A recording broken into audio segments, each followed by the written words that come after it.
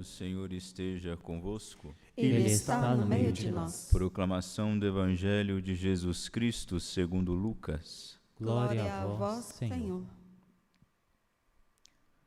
Naquele tempo, o anjo Gabriel foi enviado por Deus a uma cidade da Galileia chamada Nazaré, a uma virgem prometida em casamento a um homem chamado José. Ele era descendente de Davi, e o nome da virgem era Maria. O anjo entrou onde ela estava e disse: Alegra-te, cheia de graça, o Senhor está contigo. Maria ficou perturbada com estas palavras e começou a pensar em qual seria o significado da saudação. O anjo então disse-lhe: Não tenhas medo, Maria, porque encontraste graça diante de Deus. Eis que conceberás e darás à luz um filho, a quem porás o nome de Jesus.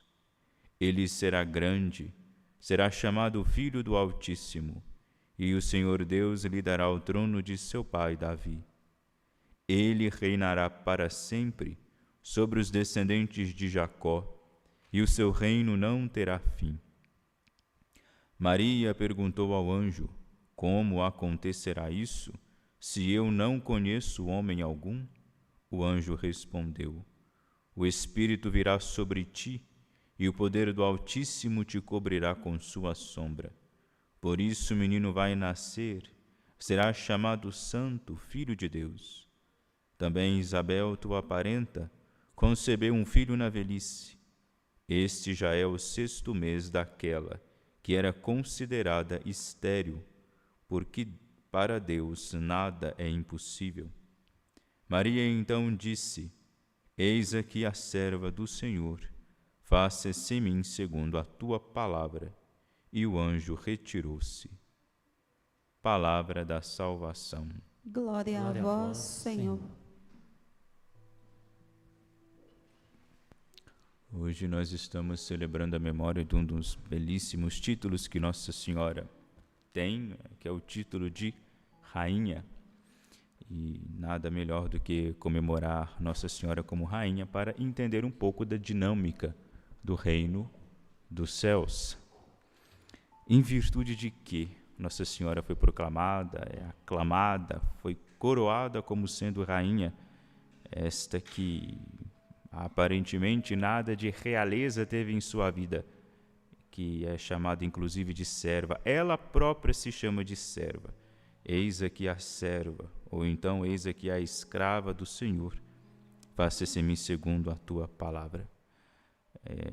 Justamente por este fato, pelo fato de ter se feito escrava, ter se feito serva, Maria é exaltada como rainha. Porque a lógica de Deus não é a lógica mundana, não é a lógica meritocrática, né? Ele não funciona assim, embora ela não perca a totalidade de seus méritos. Entretanto, tratando-se daquilo que é relacionado a Deus, nas coisas que se referem a Deus, não existe isso. Porque por mais que nós trabalhemos, por mais que nos esforcemos, por mais que nós lutemos, nós nunca conseguiremos alcançar, pelas nossas próprias capacidades, pelos nossos próprios méritos, o reino dos céus, a graça, o dom que nos é dado. O reino dos céus é um dom que é dado a nós. Portanto, Maria, quando ela se rebaixa à onipotência divina, quando ela se reconhece totalmente disposta nas mãos de Deus, quando ela se reconhece e vive tal e qual uma escrava do Senhor, ela é constituída rainha, porque não existe diferença entre a vontade de Nossa Senhora e a vontade de Deus. Não existe diferença entre a vontade da escrava e da vontade do rei. Portanto, se pelo fato de constituírem uma mesma vontade, não como Cristo, evidentemente, mas pela sua total humildade, seu desapego, a sua obediência, ela, neste reino dos céus, ela configura como verdadeira rainha. Também não poderia ser diferente aquela em cujo ventre foi gerado o Rei do universo, aquele a quem será entregue o trono, aquele que nos fim dos tempos tomará o seu lugar de rei e expulsará o príncipe deste mundo, recapitulando novamente toda a criação. Esta mulher, evidentemente, merece todos os nossos louvores, todo o nosso amor, toda a nossa devoção e toda a nossa submissão, inclusive. Nós devemos, sim, de forma humilde, inclinar-nos diante desse coração, prostrar diante desse coração que não nos mostra, não nos conduz a outro lugar senão ao coração do próprio Deus. Cristo de Maria, ele saiu apenas materialmente, mas ele nunca abandonou espiritualmente. O Verbo de Deus, antes de ter sido feito carne no ventre de Maria, já esteve no seu coração. Se Maria não tivesse gerado Cristo, se ela não tivesse gerado em si antes a palavra de Deus, ela jamais teria gerado o Cristo na carne. E depois de Cristo ter nascido, ela continuou com a palavra dentro de si. É muito interessante, na sutileza do texto que o Espírito Santo imprime na Sagrada Escritura, a gente vê como realmente o coração de Maria era um coração obediente. Deus, ele conhece os corações, e a gente vê a prova disso na resposta que o anjo dá para Maria, quando ela pergunta: mas como acontecerá isso? Aparentemente, para nós, de fora, Maria duvida. Mas para tirar qualquer sombra de dúvida, antes disso, Zacarias ele faz uma pergunta semelhante. Quando ele recebe a notícia de que sua esposa Isabel, já velha, vai gerar um filho, ele pergunta: mas como eu conhecerei isso? Nós já somos velhos.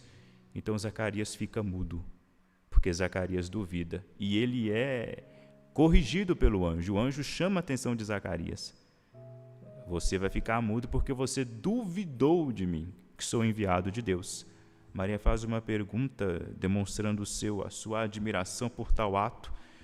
Certamente isso aqui devia ser fruto de talvez não de uma empolgação efêmera, mas Maria, entusiasmada, pergunta: como se dará isso? Não é uma dúvida, porque a resposta do anjo não é a mesma de Zacarias. Se ela tivesse duvidado, certamente receberia uma chamada de atenção também, mas não. Depois que ela diz como se dará isso, o anjo pacientemente a explica como é que vai acontecer. Sem dúvida alguma, porque ele leu ali o que tinha no coração de Nossa Senhora. Desde do primeiro momento em que o anjo aparece para ela, ela estava ali realmente toda disposta, toda aberta à graça de Deus. Portanto, que o exemplo da grande humildade de Nossa Senhora, que é serva que é rainha porque é serva, possa entrar em nossos corações e possa nos ensinar a cada dia buscar o abandono de nós mesmos, abandonar o desejo de obter a coroa deste mundo, para obter aquela coroa incorruptível do reino dos céus. Glória ao Pai, ao Filho e ao Espírito Santo,